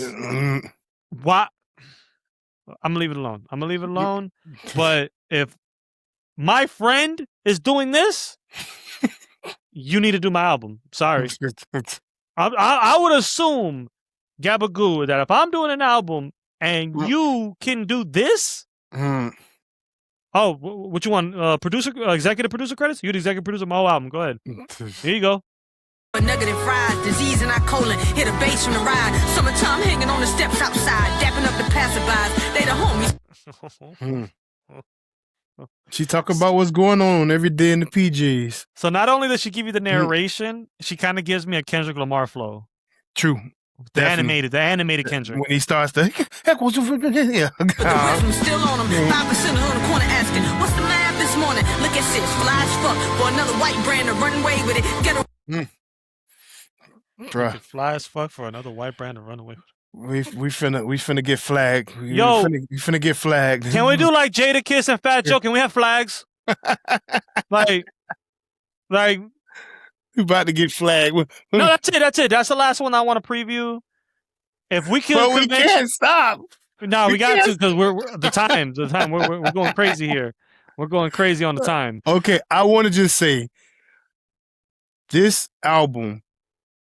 Even with this song, I said something earlier. I said I would come back around when we get to it. The PJs is the song that I was talking about. Okay. That when you said that tribe feel, this song is like I feel like it's like a love letter to us because she's rapping like when she's telling you like be proud of who you are as a black individual. Like you may feel like you mean us like you whatever. Got it. Well, I'm saying us. Yeah, and yes, you know. Chocolate thunders. When you say us, but even then, right? Yes, predominantly she's rapping and she's talking about black love, the love for her people. It's like this album is like a love letter to us as a people. But the PJs may have been predominantly lower class black people. Yes, everybody can relate to the song, right? But they were more than just black people in it. Like you said, a lot of people can relate to it. But man, the tribe... she just mentioned black and brown a couple times. Us Hispanic folk. You know what I mean? The tribe aspect. The tribe aspect of the PJs that I got from it, it's like we were put in the projects, PJs, that's what it stands for anybody that don't know. But we were put in these areas where we're all like bottled up or whatever amongst each other. But when you really listen to this song, or at least with me, when I listen to this song, it also kind of, living and that growing up in that kind of lifestyle as well with family and stuff, because, I didn't necessarily live in PJs because my parents did have a house, but I was born there, and I visited all the time to other families and stuff like that. It gives a tribe feeling and a kind of pride to say we all here together. The only thing that was really bad about living in project kind of areas was the violence that may have taken place. But if it was what she's preaching about, black love, loving one another, understanding, the differences or whatever the case may be, even though we're on the same side or whatever, being in the PJs is actually a beautiful thing. You're amongst your people, which is like when you brought up that tribal thing, and I thought you was talking about the actual tribe. That's what I felt when I listened to the PJs. Like we should have been like a tribe. 10 out of 10 out of 10 out of 10 album, ladies and gentlemen. If you like rap, check it out. Mm-hmm. Great album. Check it out. Rhapsody, top 5, dead or alive on my list. And if you ain't heard Gabba the first time, and you ain't hear him the second time, hey, check him out the third time. I gave it a 10. A 10. A fucking 10. So, as far as albums this week, there was one I wanted to get to. I just didn't know it was out at the moment, and it was already too late for me to add another one to your plate. Reason, a rapper named Reason, former TDE, came out with an album. I'm hearing good things about it. I haven't heard the album yet. So I'm going to hold off on that. Other than that, every other album besides Rhapsodies that came out this past week, I'm good. Hey, I'm good. I'm good. Jesus. I'm good. I didn't hear the Reason. So I will get to that, and I will talk about it or honorable mention it next week because I didn't know it was out because he's fully independent now. So it's kind of like if you gotta if you know you gotta look for him. Yeah, because when you do new releases, those top spots go to like the people that are on labels. And, like Rhapsody, she belongs to Rock Nation, so she's gonna get the push. So I didn't know about Reason's album. I'm gonna check it out as soon as I get a chance. I'm gonna send it to you also so you can check it out. But any other project, it's Rhapsody or nothing this week for me. Sorry. Sorry, Destin Conrad. Sorry, Primo Rice. You're not gonna get me to do it. You're not gonna get me to do it. I want it all. I want it all. I want every part of it. I want every part of it. All right, so we go from one of the nastiest MCs of all time to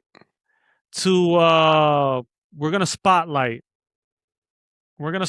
somebody I think deserves a lot of credit, especially for my childhood, as far as how I look at cinema. I don't think he gets enough love, but I want to spotlight right now Mr. John Singleton. John Singleton, South Central Cinema. Brought to you by Getty Images. So, ladies and gentlemen, if you don't know who John Singleton is, he is a phenomenal writer-director. Blew up in the late 80s going into the early 90s.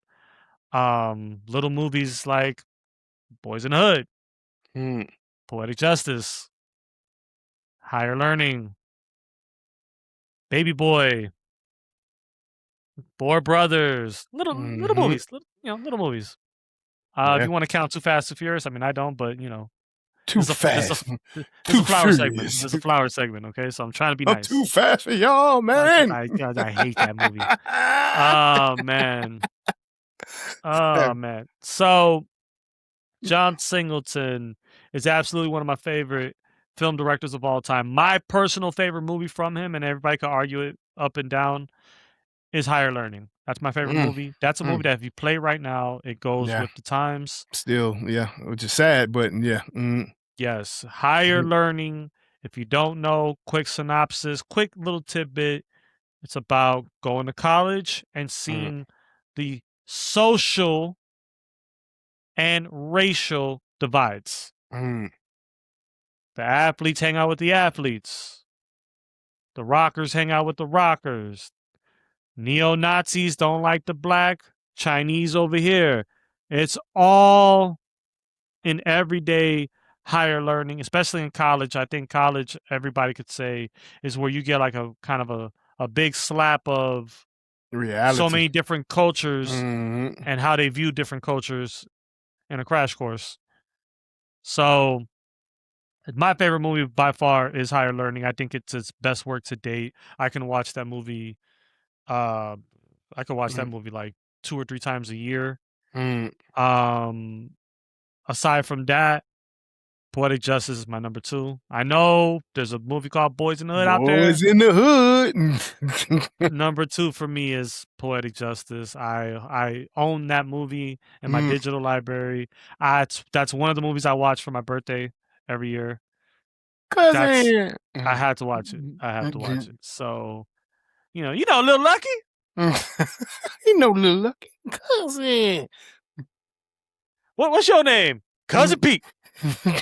All right, Cousin Pete. Yo, so the reason why I'm highlighting John Singleton and giving him the flowers is because we're gonna talk about a spinoff. But the spinoff is based off of a universe that he created. So, ladies and gentlemen, if you don't know what I'm talking about right now, I am talking about a show by the name of Snowfall. It was a show that John Singleton created. And up until his death, he was able to do, I want to say, at least the first 4 seasons. I believe he passed away by the 5th and 6th. I might be wrong on that, but I know that he created it from ground up. He based it around Freeway Ricky Ross. I'm not sure if you know that. Okay, So no, I didn't. yeah, so the main character on the show is loosely based on Freeway Ricky Ross. Interesting. Yes, a dude in South Central, and was able to get connects. Like, this is Freeway Ricky Ross. He had these quote unquote questionable, maybe government-esque connects, and was able to pump the neighborhoods with drugs he was a kingpin. He was a kingpin. And this show basically takes place and it's inspired around that exact era, that 1980s cocaine/crack epidemic. That's where this takes place, and it's loosely based on a real life Freeway Ricky Ross. So he created this universe. to me, Snowfall is one of the greatest shows of all time, hands down. I think even on I'll say 1 out of 6 seasons was kind of like a slow burn. Other than that, I think that show is amazing. I think it ended flawlessly. I think Franklin is one of the greatest TV characters of all time. From England. I think Uncle Jerome is one of the greatest characters of all time. I will never not like Jerome. Anything I see Uncle Jerome in, I'm sorry, like he has my heart for life because I loved him in that show so much. The mother in that show, that goddamn CIA twerp. Everything about that show is just memorable. But also, if you're a fan of the show, if you're a nerd of that show like me, you're gonna remember, Franklin's right-hand man and his on again, off again now wife, Wanda. They were able to get a spinoff of Snowfall. And I'm not gonna lie to you, I sent you the trailer. And it's kind of got me excited just off the trailer alone. And I know we talked about the Different World trailer and how it was like, When I saw the preview to this, I'm like, now this is a way to rope me in. This is it right here. Ladies and gentlemen, if you don't know what I'm talking about, there is a spinoff of Snowfall coming out, and it is called The Drop. And if you don't know who that is on the left, that is hopefully my future fantasy wife, Gail Bean, a.k.a. Big Bean. Yes, I am excited for this show because I'm a huge fan of the Snowfall universe. Basically, if you don't know, if you haven't seen the trailer, The Drop is about these two characters from Snowfall coming back to Cali because they left Cali. They went to Africa. Back to Cali. I'm sorry, go ahead. When the limelight hits your living... No, don't get me started. You almost got me. Oh, head so hard that your hat can't fit you. All right, no, don't get me started. So, the two characters from Snowfall come back from out of the country, back to Cali. This time, with the knowledge that they had in the drug game, they're applying that knowledge to the music industry and trying to build off of the up-and-coming genre called hip-hop. Yeah. Takes place around that time, where hip-hop starts to become a powerhouse. All these little white kids are playing it on the radio. They want the albums, the T-shirts, all that. This takes place basically on the come-up of the golden era of hip-hop. This is the come-up. And I like the spin on it. I like the story. In the commercial, there's no such thing as commercials anymore. In the trailer, it shows you that while they're out of the drug game, they have to deal with certain individuals that are in the music game that are not far removed from the streets either. So it's not just going to be like, just focus centric on music only. It's going to have its street element. It's going to have its crime element. Because back then, you had executives that were full on like gang members. And they were tiptoeing in both worlds. So this show I'm excited for. I'm a big fan of Gail Bean. Gail Bean, please let us know when P-Valley's coming back out, for the love of God. Like, no, you don't understand. The reopening. So, why you made me do that? Why'd you make me do that? So, the reason why I'm giving flowers today, if you don't notice, to the main two special females in this episode, because Gail Bean, phenomenal actress, phenomenal. Okay. She really won me over, like really won me over, not as Wanda in Snowfall. She really won me over in P-Valley. Yeah. The best way I could describe it to you, this is what a live action that think about this, the mindset. No comic book involved, no comic book world involved. This is as close to real life Harley Quinn as you're going to get. Real life. That's to me her character arc on P-Valley. I like the fact that she comes with an edginess. She's dark in P-Valley. I'm sorry if you haven't seen the show, if you know what I'm talking about. That Russian roulette scene that she played, bro, had my heart jumping. She like I said, she is absolutely her eyes. It's her eyes that when certain parts of that show, when she's got to sell you on how dark she is and that she comes with, a pretty effed up background. Background, yeah. You see it in her eyes immediately. And then you'll see times where she kind of plays a little bit on the show, jokes around. Obviously, you'll see her on the pole because the show has to do with a strip club. But the parts where even she has a love interest / crush on that show, and he's trying, man. He's trying his hardest to kind of like get her softer side and to show her that he really likes her. And she pulls back a lot because she don't trust nobody. It's the past, yeah. That is my favorite role of hers, and I hope to see her again soon on P-Valley. I hope to see P-Valley period. I heard it was filmed and done for a while. It just hasn't been premiered. I don't understand it, man. 3rd season, it should have been dropped. I'm anticipating.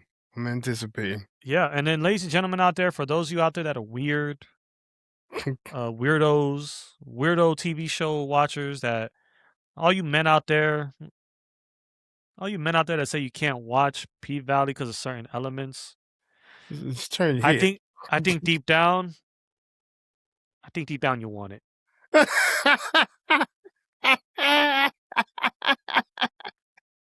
You're an idiot, man. I think deep down you want it. That's why they can't watch it. That's why they can't watch it. You can't tell me if you're a fan of TV shows, you're a fan of excellent story writing, you're a fan of excellent acting. I'm not talking to you about some like cheesy show, other shows that remain nameless that you're like, like you're kind of like, no, this show, there is no throwaway character on P-Valley. Every character can act on this show. Yeah. Every character has a purpose on this show.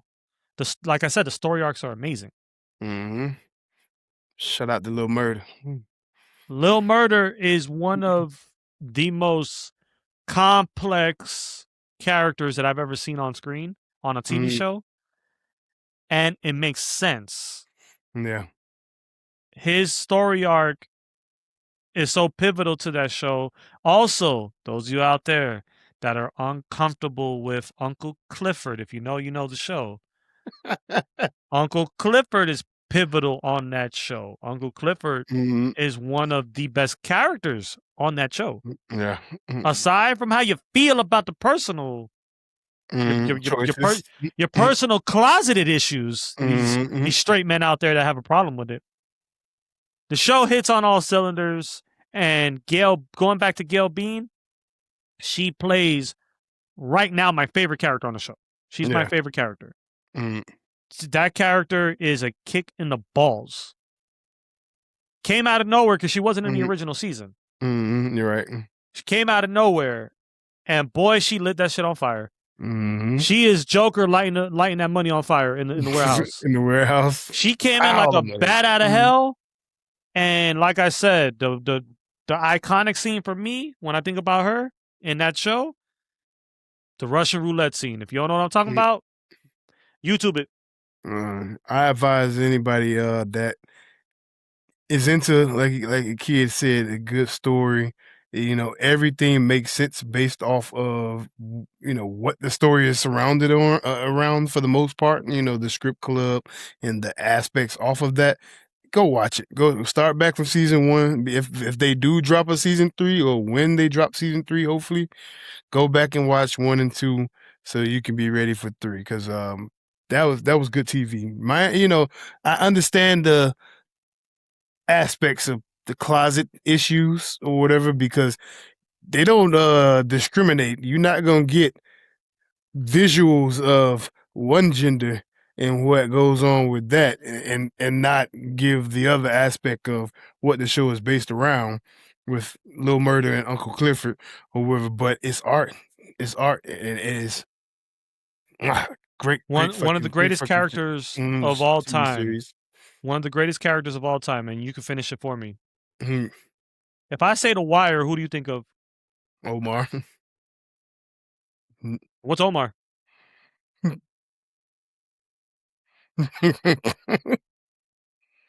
Mm-hmm. It's funny how, or like when you Pick and see choose. when you see these men Mm-mm. talk about shows like Oz that had nothing but institutional homosexuality in it. Mm. Nothing but it. Dudes getting banged. Yeah. But it's revered. The show is revered. The show, Oz, man, that was the boy. HBO was on fire. Yeah, fire, all right. What I'm saying is the reason why I don't get the closeted stuff from these straight men. I don't get it. I get complaining about a show that you kind of feel like it's forced a little bit. Right. Like when you start, it has nothing to do with the story at all. Or it's just like out of place. Right. Right? So like they have the best way to describe it. If you're watching a show that they place a sex scene in with two males, but the entire episode literally had nothing to do with their relationship, had nothing. It just shows a scene of them just going at it, and then it goes back to the regular storyline. I'm like, what the hell was that about? P Valley does a good job. Whether you're gonna get your female action, you're gonna get it, but you're also gonna get every aspect of everything that's going on. You're gonna get the gay aspects, the straight aspects. You're gonna get all that, but it's going to make sense. Right. You're not just gonna get a scene out of nowhere with two men, and you're just gonna be like, what did this have to do with the show? Yeah. The show does an incredible job in storytelling, and every character has its purpose. That's the best way I can go back to. Every character has its purpose. And Gail Bean, if she doesn't get enough flowers, she is absolutely one of my favorites. I want to see her in more stuff. And my favorite character from her is from P Valley, but I am going to support the drop because the drop looks great. Now, I got to ask you a question. You know, I'm a Snowfall nerd. Yeah. Do you think maybe in the season finale of 1, do we get a Franklin pop-up?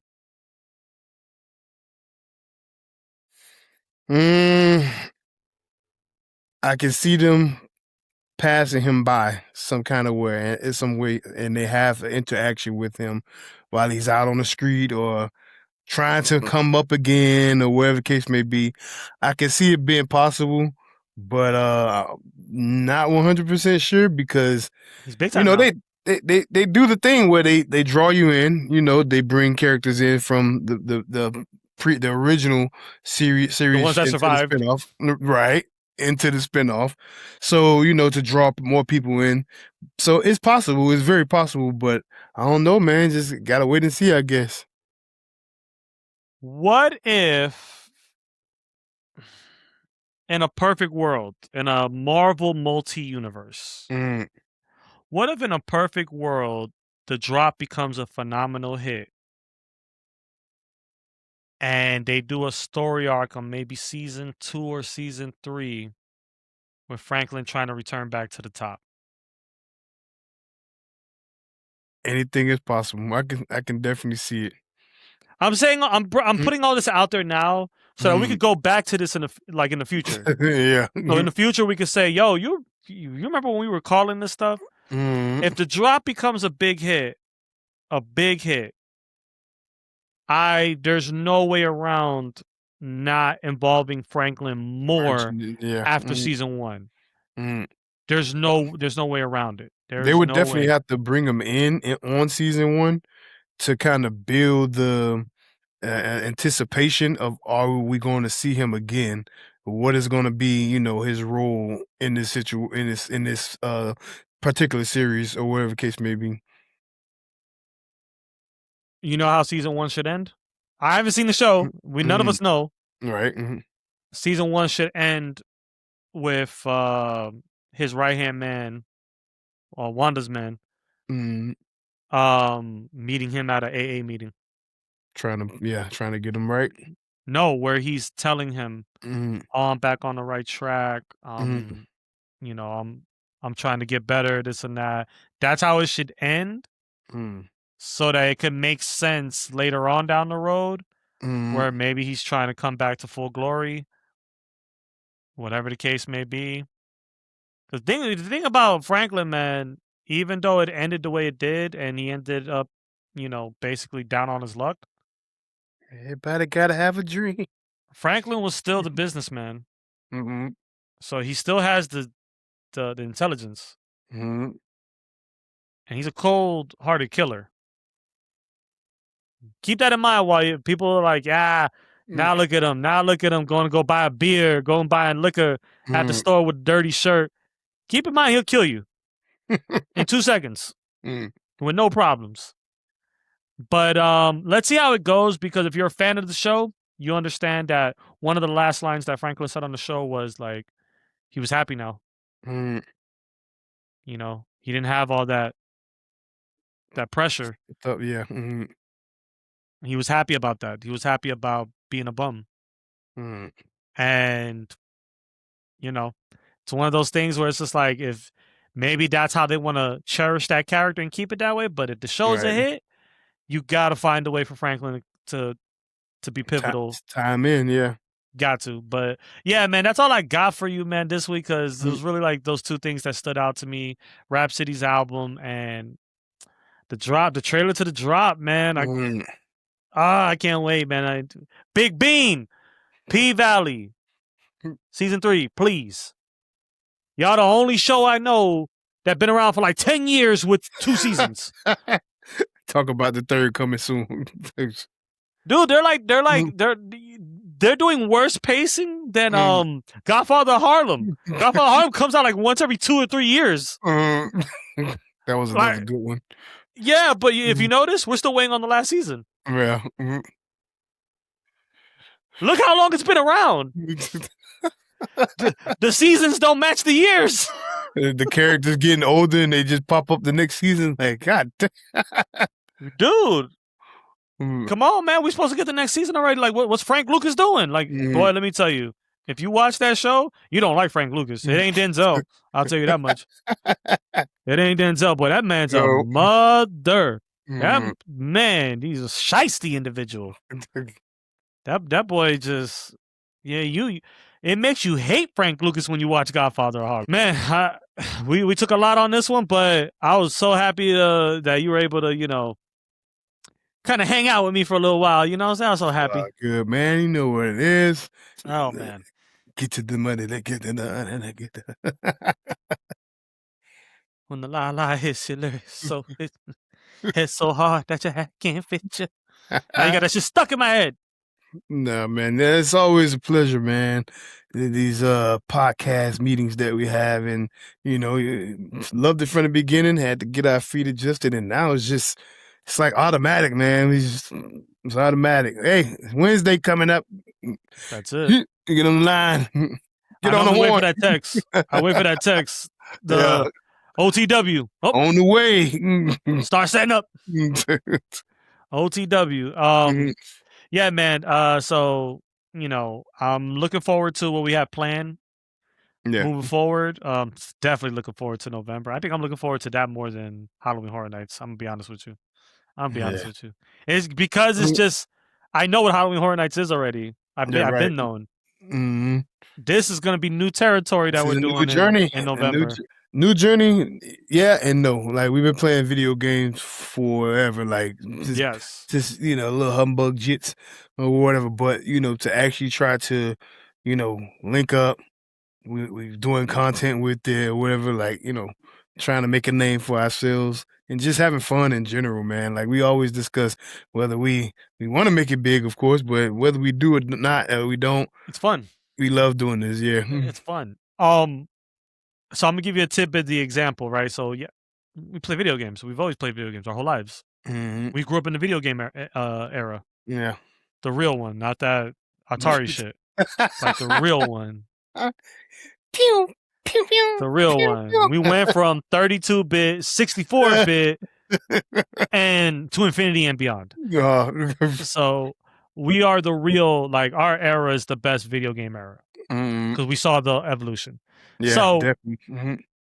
when me and you started the podcast, we were inspired, and we based our podcast off of our conversations. Mhm. Like, ladies and gentlemen, Dash of Color is based on a true story. I don't know if you guys know that. These are the conversations that we would have if a camera isn't on. Yeah. So we just had to figure out how to make our conversations and content world align. Same thing with the video games. With the video games, we've been playing all our lives. Now, the reason why I say it's like unknown territory is because now we got to figure out how to do the content and maximize it with the video game playing, align it together, because it is a different setup from this. The streaming world is a whole different setup. But it's going to be fun to learn it in real time, and it's an adventure that we're doing together, man. So I'm looking forward to that. Definitely. This is volume 2, ladies and gentlemen. If you don't know, you are tuned into Dash of Color Pirate Radio. Matey. Lights out, Guerrilla Radio, whatever you want to call it. We're just doing whatever we want to do now. And if we're going to review something, we're going to review something. Okay? All right. The people have asked, and you know what? We're just going to do it. Blondie Dread, very expensive. Blondie Dread's very expensive. So, ladies and gentlemen, thank you for tuning into another broadcasting of Dash of Color. I'm your host, Kid Icarus, alongside the always beautiful co-host, Gabba.